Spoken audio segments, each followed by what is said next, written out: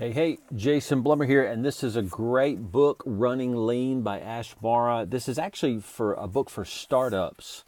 And though we consult with service-based companies, this book is really good just on iterations and how to build companies and things like that. So you could overlook some of the startup thoughts and ideas and verbiage in here and get a lot about building companies and building firms in particular. So he has one chapter called Prioritize Where to Start, and he defines what is a risk. And one thing we've learned in leading and consulting with firms is that they don't know how to define risk and how to define risk-reward scenarios. So a lot of times there's this great new shiny thing people want to go do. They want to hire this big new position, or they want to get this great big new client, or they want to invest in this $30,000 website. And those are all risks. And you can't just go do it. You actually have to stop and you have to assess the viability of it. So what he does is he just defines risk and uncertainty. And I want to read that to you. He basically says uncertainty is the lack of complete certainty. That is the existence of more than one possibility. That's uncertainty. Whereas risk is a state of uncertainty. So it's a subset of uncertainty. A state of uncertainty where some of the possibilities involve a loss, catastrophe, or other undesirable outcome.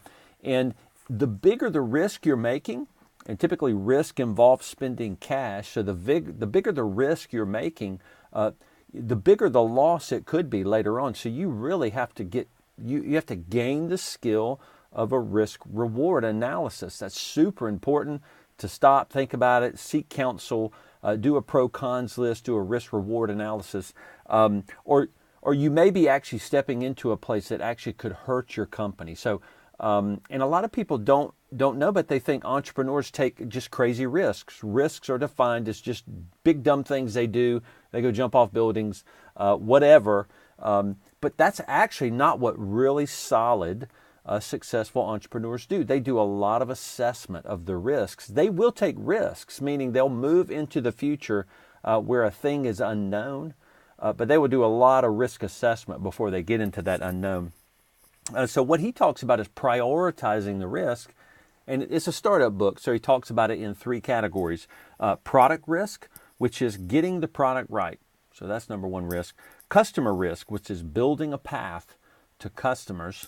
And then three, market risk, which is building a viable business. So we can interpret those from a startup to a firm. Number one is product risk, getting the product right. That's actually the technical ability to deliver some kind of advisory or high-end value-based service. So that's a huge risk. Can you do it? Can you pull it off? Do you have a team that actually can deliver it with you? Because there's a scalability issue, because owners can't only provide advisory, because that's scalability.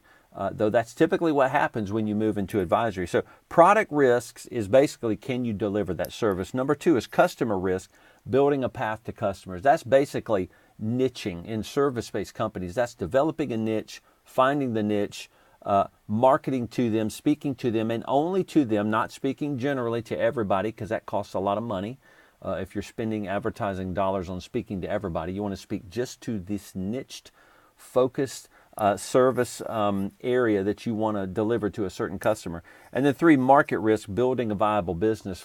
That's really a business model. That's a team structure. That's a business model. That's how do you quote value, capture value, deliver value. That's the model of how value flows through your firm. So you could break down those three types of risks and prioritize those to find out which risk you should be taking.